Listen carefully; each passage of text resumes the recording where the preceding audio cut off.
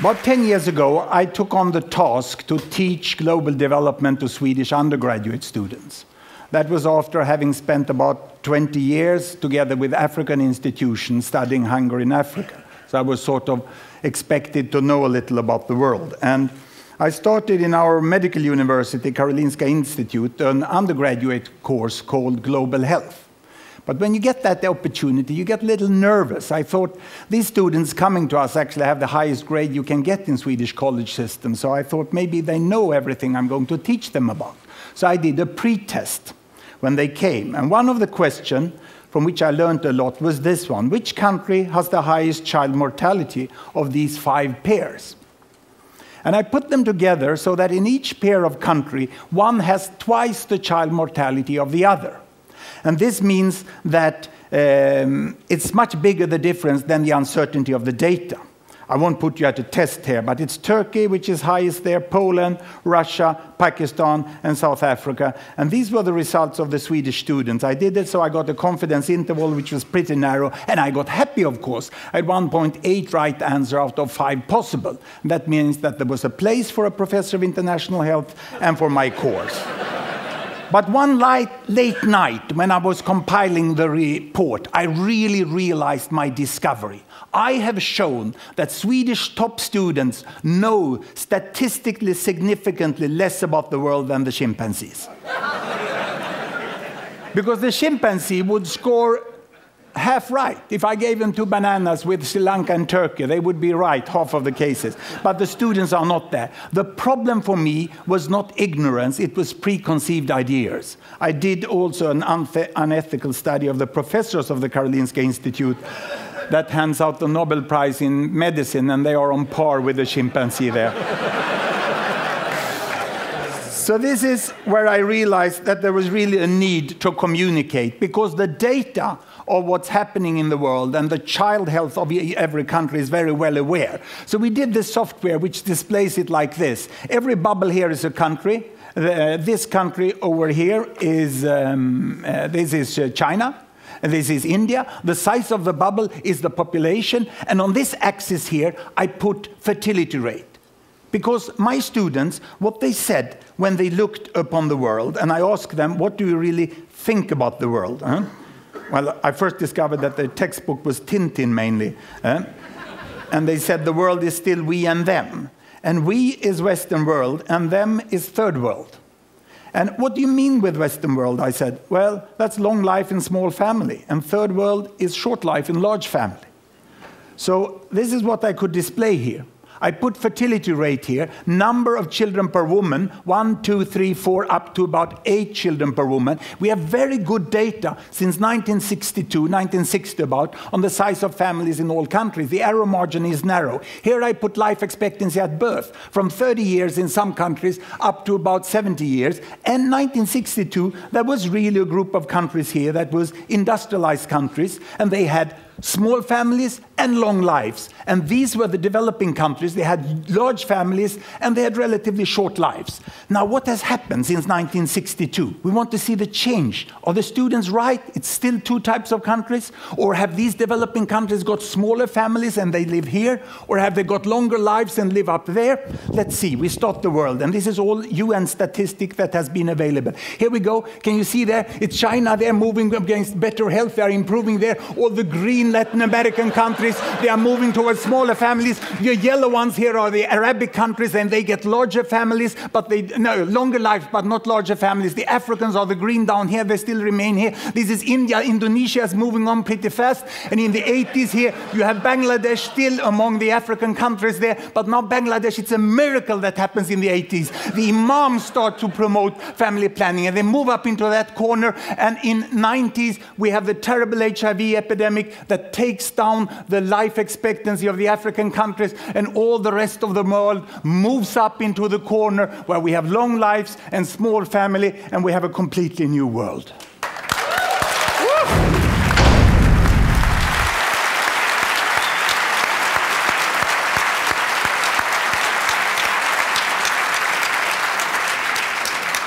Let me make a comparison directly between United States of America and Vietnam. 1964. America had small families and long life. Vietnam had large families and short lives, and this is what happens. The data during the war indicate that even with all the death, there was an improvement of life expectancy. By the end of the year, the family planning started in Vietnam, and they went for smaller families. And the United States up there is getting for longer life, keeping family size. And in the 80s now, they give up communist planning, and they go for market economy, and it moves faster even than social life. And today, we have in Vietnam the same life expectancy and the same family size here in Vietnam, 2003, as in the United States, 1974, by the end of the war. I think we all, if we don't look in the data, we underestimate the tremendous change in Asia, which was in social change before we saw the economical change. So let's move over to another way here, in which we could display the distribution in the world of the income. This is the world distribution of income of people. $1, $10, or $100 per day. There's no gap between rich and poor any longer. This is a myth. There's a little hump here. But there are people all the way. And if we look where the income ends up, the income, this is 100% of world's annual income. And the richest 20%, they take out of that about 74%. And the poorest 20%, they take about 2%. And this shows that the concept developing countries is extremely doubtful. We sort of think about aid, like these people here giving aid to these people here. But in the middle, we have most of the world population. And they have now 24% of the income. We heard it in other forms. And who are these? Where are the different countries? I can show you Africa. This is Africa.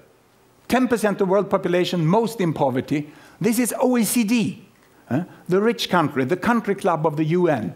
And they are over here on this side, and quite an overlap between Africa and OECD. And this is Latin America. It has everything on this earth, from the poorest to the richest in Latin America.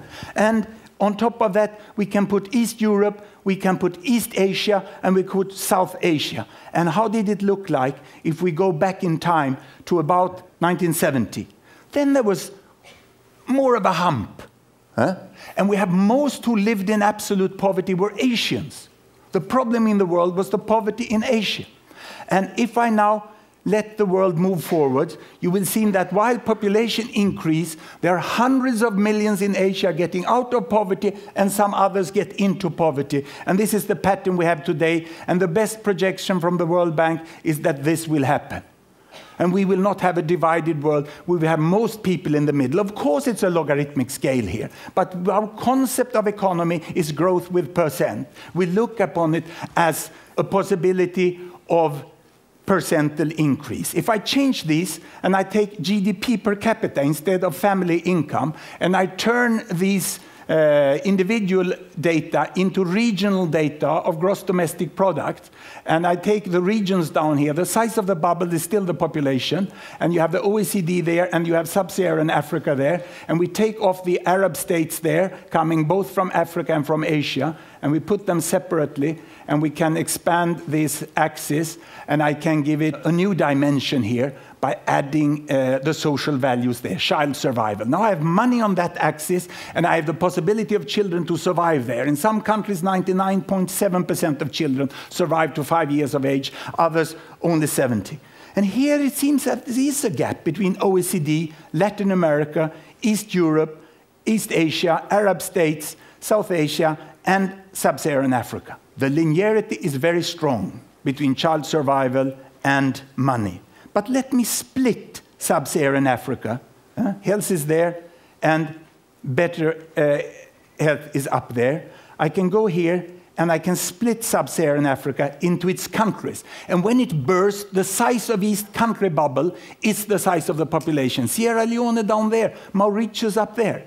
Mauritius was the first country to get away with trade barriers, and they could sell their sugar, they could sell their textiles on equal terms as the people in Europe and North America. There's a huge difference between Africa, and Ghana is here in the middle. In Sierra Leone, humanitarian aid. Here in Uganda, development aid. Here, time to invest. There you can go for holiday. It's a tremendous variation within Africa, which we very often make that it's equal everything. I can split South Asia here. India is the big bubble in the middle, but huge difference between Afghanistan and Sri Lanka.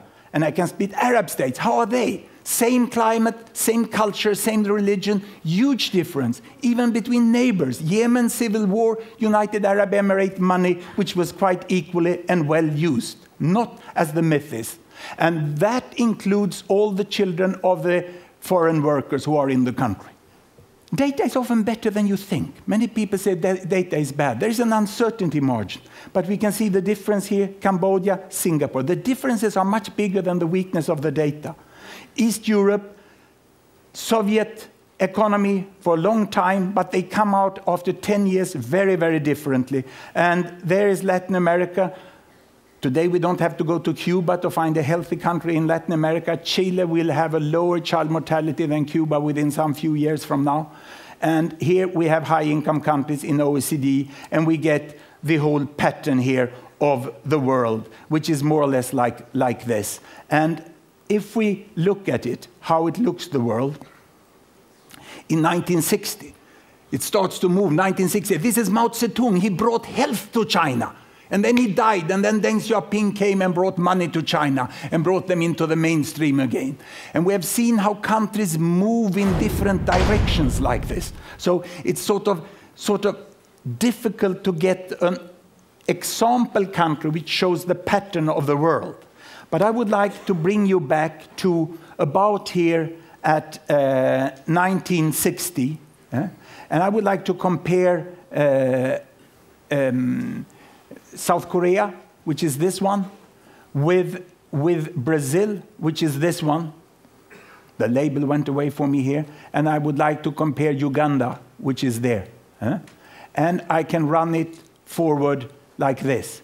And you can see how South Korea is making a very, very fast advancement, whereas Brazil is much slower. And if we move back again here, and we put on trails on them like this, you can see again that the speed of development is very, very different. And the countries are moving more or less in the same rate as money and health. But it seems you can move much faster if you are healthy first than if you are wealthy first. And to show that, you can put on the way of United Arab Emirates. They came from here. A mineral country. They catch all the oil, they got all the money, but health cannot be bought at the supermarket. You have to invest in health. You have to get kids into schooling. You have to train health staff. You have to educate the population. And Sheikh Zayed did that in a fairly good way. And in spite of falling oil prices, he brought this country up here. So we got a much more mainstream appearance of the world, where all countries tend to use their money better than they used in the past. Now, this is more or less if you look at average data of the countries. They are like this. Now, that's dangerous to use average data because there's such a lot of difference within countries. So if I go and look here, we can see that Uganda, that today is where South Korea was 1960. If I split Uganda, there's quite a difference within Uganda. These are the quintiles of Uganda. The richest 20% of Ugandans are there. The poorest are down there. If I split South Africa, it's like this. And if I go down and look at Niger, where there was such a terrible famine, lastly, it's like this. The 20% poorest of Niger is out here, and the 20% richest of South Africa is there. And yet, we tend to discuss on what solutions there should be in Africa. Everything in this world exists in Africa. And you can't discuss universal access to HIV for that quintile up here with the same strategy as down here. The improvement of the world must be highly contextualized. And it's not relevant to have it on regional level. We must be much more detailed. We find that students get very excited when they can use this. And even more policymakers and the corporate sectors would like to see how the world is changing. Now, why doesn't this take place? Why are we not using the data we have? We have data in the United Nations, in the national statistical agencies, and in universities and other non-governmental organizations, because the data is hidden down in the databases. And the public is there, and the internet is there, but we have still not used it effectively. All that information we saw changing in the world does not include publicly funded statistics. There are some web pages like this, but they take some nourishment down from the databases, but people put prices on them. Stupid passwords and boring statistics. And this won't work. So what is needed? We have the databases. It's not a new database you need. We have wonderful design tools, and more are added up here. So we started a non-profit venture, which we called Linking Data to Design. We call it Gapminder, from London Underground, where they warn you, mind the gap. So we thought Gapminder was appropriate. And we started to write software which could link the data like this. And it wasn't that difficult. It took some person years. And we have produced animations. You can take a data set and put it there. We are liberating UN data. Some few UN organizations, some countries accept that their databases can go out on the world. But what we really need is, of course, a search function. A search function where we can copy the data up to a searchable format and get it out in the world. And what do we hear when we go around? I've done anthropology on the main statistical units. Everyone says it's impossible. This can't be done. Our information is so peculiar and detailed, so that cannot be searched as other can be searched. We cannot give the data free to the students, free to the entrepreneurs of the world. But this is what we would like to see, isn't it? The publicly funded data is down here, and we would like flowers to grow out on the net. And one of the crucial points is to make them searchable, and then people can use the different design tool to animate it there. And I have a pretty good news for you. I have a good news that the present new head of UN Statistics, he doesn't say it's impossible. He only says we can't do it. And that's a quite clever guy. Huh? So we can see a lot happening in data in the coming years. We will be able to look at income distributions in completely new ways. This is the income distribution of China, 1970. This is the income distribution of the United States, 1970. Almost no overlap. Almost no overlap. And what has happened? What has happened is this, that China is growing. It's not so equal any longer. And it's appearing here, overlooking the United States, almost like a ghost, isn't it? Huh? It's pretty scary.